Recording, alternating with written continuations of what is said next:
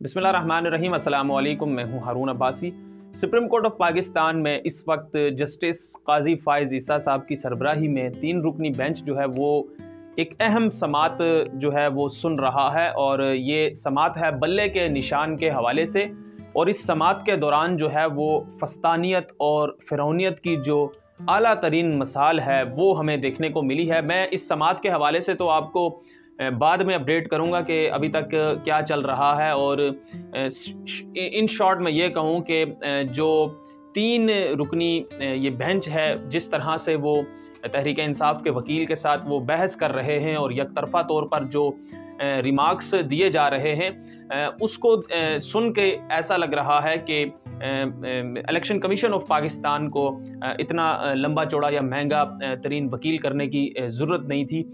वो तीनों जो जज साहिबान हैं वो काफ़ी थे आर्गूमेंट करने के लिए तहरीक इंसाफ के वकील अली ज़फ़र और बैरिस्टर गौहर ख़ान के साथ। बैरिस्टर गौहर ख़ान के हवाले से अभी बहुत ज़्यादा अफसोसनाक खबर ये आई है कि सुप्रीम कोर्ट ऑफ पाकिस्तान में वो दौरान समात उन्होंने चीफ़ जस्टिस काजी फ़ाइज़ ईसा साहब को भी बताया, और जो है साथी वकील अली ज़फ़र साहब को भी बताया कि इस वक्त उनके घर जो है वो कुछ लोगों ने हमला किया है, और कुछ लोग जो हैं वो डालू में वहाँ पर आए हैं और उनके बेटे को मारा गया, उनके भतीजे को मारा गया, और उनके घर में जो डॉक्यूमेंट्स हैं वो उठा कर ले गए हैं, लैपटॉप वगैरह उठा कर ले गए हैं। और ये जो क्लिप्स हैं आप अपनी स्क्रीन पर देख रहे हैं, ये वो क्लिप हैं जब बैरिस्टर गौहर ख़ान साहब जस्टिस काजी फ़ाइज़ ईसा साहब को ये बताकर वो अदालत से चल पड़े और वो अपने घर की तरफ रवाना हो गए। ये वो लम्हा है जब वो ये बता रहे हैं, और उसके बाद जिस तरह से वो बाहर आए और उन्होंने किसी सवाल का जवाब दिए बगैर वो जो है अपनी गाड़ी में बैठ के अपने घर को रवाना हो गए। ये क्लिप आप सुन लें, इस हवाले से फिर बाद में बात करेंगे। अच्छा, सॉरी।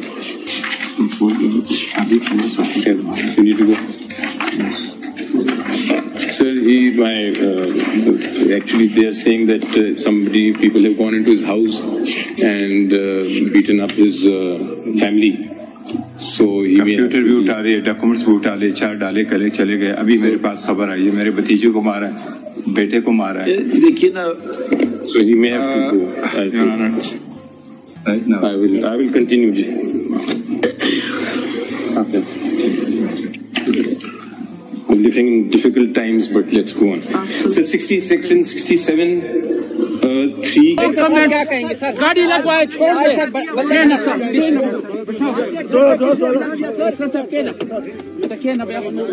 एक मिनट।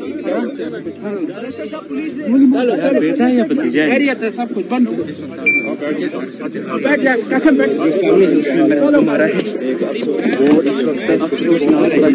अब आपने बैरिस्टर गौहर ख़ान साहब की बात सुन ली, और जब वो गए तब भी आपने उनको देख लिया, और इस हवाले से जस्टिस काजी फ़ाइज़ ईसा साहब ने रिमार्क्स दिए हैं, और उन्होंने पूछा है सरकारी वकील से कि चौधरी साहब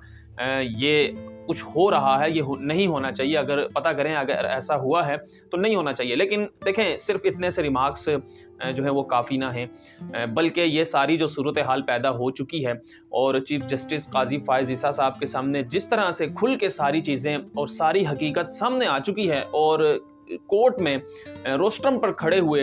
अगर एक वकील आपके सामने ये कह रहा है कि वो यहाँ पर समात के दौरान उसके घर पर हमला हो जाता है और उसके जो बेटा है और भतीजे को मारा गया, और वो कौन लोग ये सारी हरकतें कर रहे हैं, और इस पर चीफ़ जस्टिस काजी फ़ाइज़ ईसा साहब अब भी जो है वो होश के नाखून ना लें, और अब भी जो है वो इंसाफ के जो तकाज़े हैं, बुनियादी जो तकाज़ात हैं वो भी पूरे ना करें, क्योंकि इस सारे केस में, इस सारी सूरत हाल में जो अभी तक लाइव समात देखने का जो चीज़ें अखज़ की गई हैं वो यही हैं कि लग ऐसे रहा है कि चीफ़ जस्टिस और काजी फ़ाइज़ ईसा साहब जो हैं वो यकतरफ़ा तौर पर खेल रहे हैं, और उनके लिए जो है वो इलेक्शन कमीशन ऑफ पाकिस्तान को जो उनके वकील हैं मखदूम अली ख़ान साहब, जो कि महंगे तरीन वकील हायर किए गए हैं, उनकी ज़रूरत नहीं थी। तमाम लोग यही कह रहे हैं कि चीफ़ जस्टिस साहब खुद उसका जो है वो उनकी कमी पूरी कर रहे हैं, और जहाँ पर वो फंसते हैं उनको जो है वो सॉफ्ट कुशन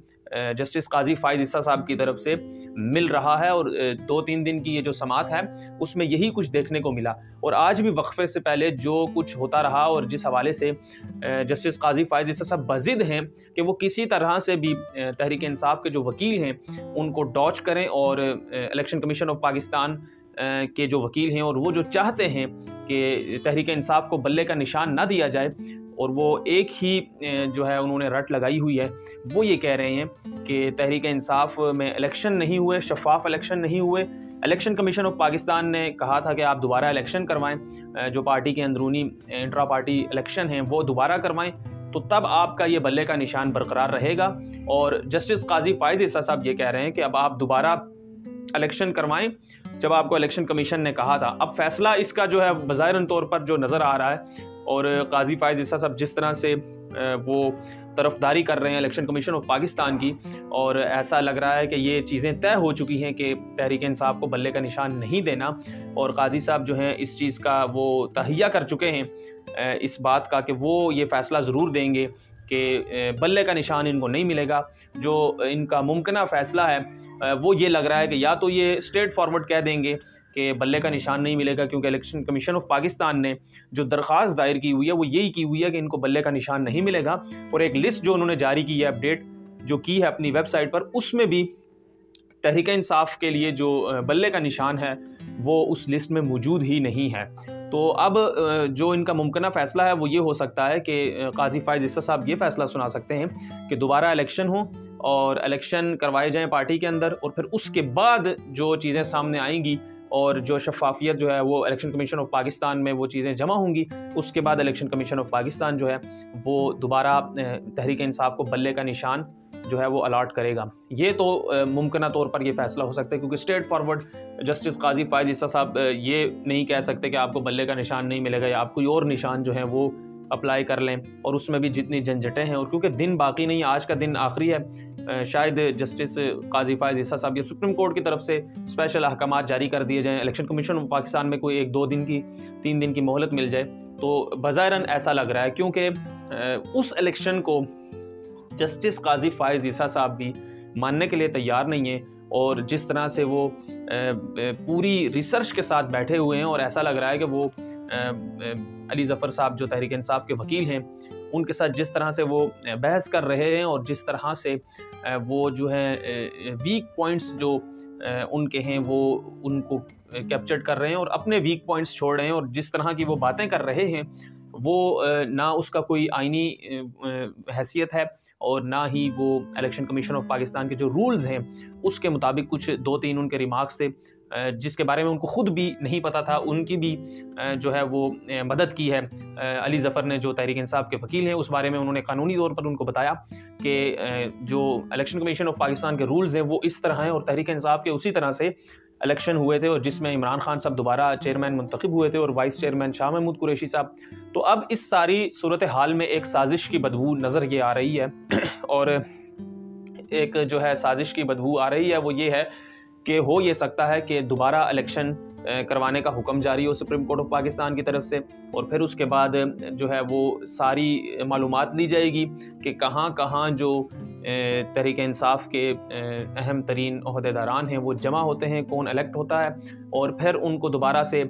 وہی روایت جو 2 سال سے چل رہی ہے کہ مارنا، ڈرانا، دھمکانا اور ٹارچر کرنا، ان کی فیملیز کو ٹارچر کرنا، اور اس قدر جو ہے فسطانیت اور فرعونیت کا اظہار کرنا، اور اس میں دبا ڈرا کے الیکشن کمیشن آف پاکستان میں جو بھی کچھ جمع کروائیں اور بلے کا نشان بھی دلوا کے ان رہنماؤں کو ٹارچر کر کے، ان کو کیپچر کر کے، ان کے خلاف اگر جو ہے وہ کوئی کیسز نہیں بھی ملتے، ان کو دبا ڈرا کے اٹھا کے معاملات کو اس طرف لے جانے کے لیے کوئی پلاننگ ہو سکتی ہے۔ بظاہراً ایسا لگ رہا ہے کہ اگر یہ دوبارہ الیکشن کا کہیں گے تو وہ معاملات جو ہیں وہ مزید آگے لے جانے کے لیے کچھ نہ کچھ حربے استعمال ہو رہے ہیں، اور اس ساری صورتحال میں ہو یہ سکتا ہے کہ اس چیز کا بہانہ بنا کر جو الیکشن کمیشن آف پاکستان ہے اس کے ذریعے وہ یہ کہہ دیں کہ ہم 8 فروری کو الیکشن کروانے کے لیے اہل نہیں ہیں، کیونکہ ہمیں ملک کی جو ایک بڑی جماعت ہے وہ یہ نہیں کہیں گے کہ ملک کی بڑی جماعت ہے، وہ یہ کہیں گے تحریک انصاف، کیونکہ اس میں ان کے تمام لوگ حصہ لینا چاہ رہے ہیں اور انہوں نے اتنے ٹکٹ دے دیے ہیں، تو ان کی طرف سے ابھی کچھ چیزیں پینڈنگ ہیں، اور یہ بھی الیکشن کروائیں گے، وہ پروسیس ہوگا اور ساری چیزیں آگے جو ہیں اسٹیبلش ہوں گی، تو اس وجہ سے ہمیں جو ہے مزید مہلت چاہیے، اور کوشش یہی ہے کہ الیکشن کو جتنا لٹکا سکیں اور جتنا دیر سے کروا سکیں وہ اتنی دیر سے کروائیں، اور یہ نگران سیٹ اپ جو ہیں پنجاب اور وفاق میں اسی کو اسی طرح آگے کنٹینیو کیا جائے۔ یہ تو تیاریاں ہیں اور یہ تو ان کے پلان ہیں، اور ایک پلان اللہ کا ہے اور وہ بڑا ہی جو ہے اٹل ہے، اس میں کوئی تبدیلی نہیں کر سکتا، ہونا وہی ہے جو اللہ تعالیٰ چاہیں گے، اور جو حق پر ہے ہماری تو وہی دعا ہے اس کو فتح نصیب ہو۔ اپنا بہت سارا خیال رکھیے گا، مجھے اجازت دیجیے، اللہ حافظ۔